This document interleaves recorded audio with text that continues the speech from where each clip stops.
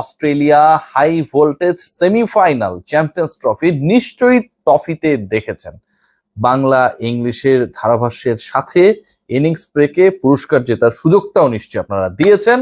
চলছে champions trophy and finally ICC ইভেন্টে অস্ট্রেলিয়াকে knockout স্টেজে সর্বোচ্চ রান তাড়া করে কোন একটা দল হারালো। সেই দলটা হচ্ছে টিম ইন্ডিয়া, যারা আহমেদাবাদের ফাইনালে 50 ওভারি ক্রিকেটে 50 ওভারের বিশ্বকাপে 2023-এ পরাজিত হয়েছিল ঘরের মাঠে। শেষ পর্যন্ত কাছে গিয়েও শিরোপা স্পর্শ করা হয়নি 2011-র পর। সেই ইন্ডিয়া 2023 বিশ্বকাপের পরবর্তী যে আইসিসি ইভেন্ট 50 ওভার্সের, সেটাতে সেমিফাইনাল থেকে অস্ট্রেলিয়াকে বিদায় করে দিল এবং অস্ট্রেলিয়া এই বিদায়ের মাধ্যমে নিশ্চিত করলো যে India is the finalist of champions trophy.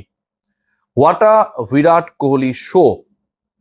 30 রানের মধ্যে প্রথম উইকেটে যখন পতন ঘটলো ভারতের, তুলনামূলকভাবে কিন্তু টার্গেটটা চ্যালেঞ্জিং, কারণ দুবাই ইন্টারন্যাশনাল ক্রিকেট স্টেডিয়ামে খেলা হচ্ছে, এটা খেলা হচ্ছে না রাওয়ালপিন্ডি বা লাহোরে।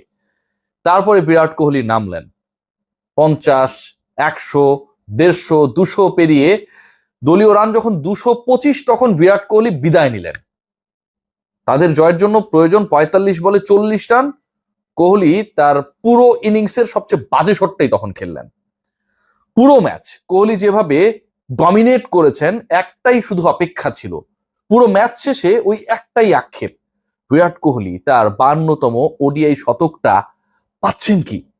শেষ পর্যন্ত পান নাই, 80-এ গিয়ে আউট হয়ে গেছেন। কিন্তু the way he showed the way to his team, যেভাবে তিনি পুরো পথে ডমিনেট করেছেন, সিঙ্গলস নেয়ার ক্ষেত্রে যেভাবে ফাঁকফোকর বের করেছেন, এবং যখন স্ট্যাটিস্টিক্স দেখাচ্ছিল যে 2000 সালের পর, মানে গত 25 বছরে আইসিসি ইভেন্ট, সব ধরনের ইভেন্ট মিলিয়ে সবচেয়ে বেশি সিঙ্গেল নেয়া ক্রিকেটার হচ্ছে বিরাট কোহলি, এবং তার টোটাল নাম্বার অফ সিঙ্গেলস হচ্ছে 5868।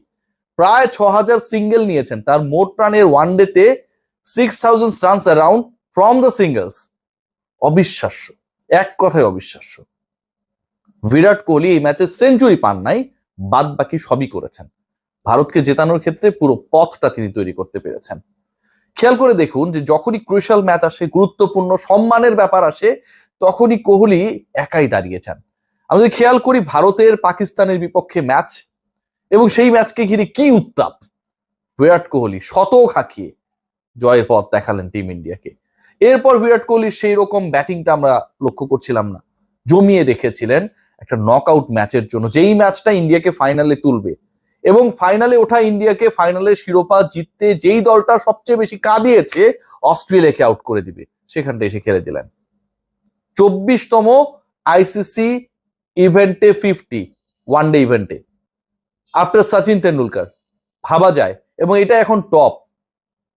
অস্ট্রেলিয়াকে আইসিসি ইভেন্টের নকআউট স্টেজে সর্বোচ্চ রান তাড়া করে জয়ের রেকর্ড।